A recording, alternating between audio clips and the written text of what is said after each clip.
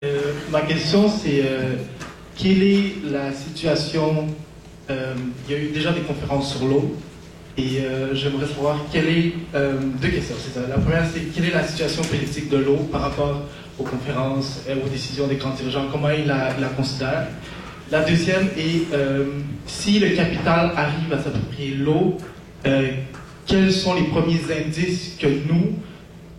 Parce que la plupart de la salle fait partie des sciences humaines, mais d'autres sont en art, donc on n'a pas la même sensibilité que vous. Alors, quels sont les premiers signes avant-coureurs qui vont nous faire savoir que le capital s'est approprié l'eau? Merci.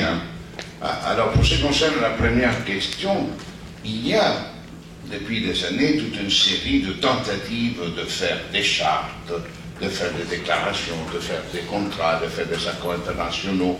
Il y a par exemple celle de 92, qui est la Convention internationale sur l'usage des eaux transfrontières, c'est-à-dire des bassins transnationaux. Et cette convention affirme que chaque État a le droit d'utiliser l'eau sur son territoire, dans le bassin, de manière, pour ses propres intérêts, sans nuire aux intérêts des autres pays. Donc, c'est très molle de tout ça, personne ne respecte.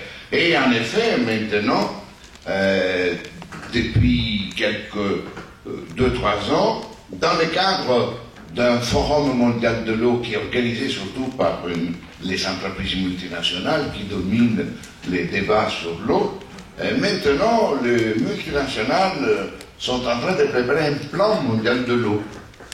Et le groupe des multinationales qui est en train de préparer ce plan est composé des plus grandes entreprises utilisatrices d'eau, c'est-à-dire Coca-Cola, Nestlé, Danone, General Electric, Lévi-Strauss.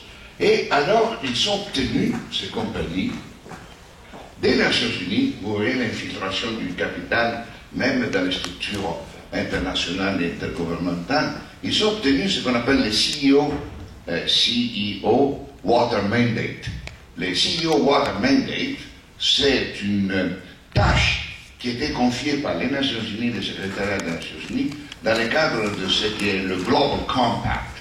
Le Global Compact est une alliance signée en l'an 2000 à l'occasion du sommet du millénaire entre le secrétariat des Nations Unies et les entreprises multinationales, parce que le secrétariat des Nations Unies avait besoin de liquidités, et alors il a dit aux multinationales, si vous nous donnez de l'argent, nous vous mettons en condition de participer aux travaux des Nations Unies, etc. Parce que, comme vous le savez, les Nations Unies sont organisées par les gouvernements et tous les travaux sont intergouvernementaux. Il n'y a pas en dehors des États. Avec le Global Compact, les entreprises privées ont été associées aux travaux et alors en juillet 2007, confirmé en mars 2008, le secrétaire général des Nations Unies a donné mandat à ce groupe d'entreprises d'élaborer un plan mondial de l'eau pour résoudre la crise mondiale de l'eau.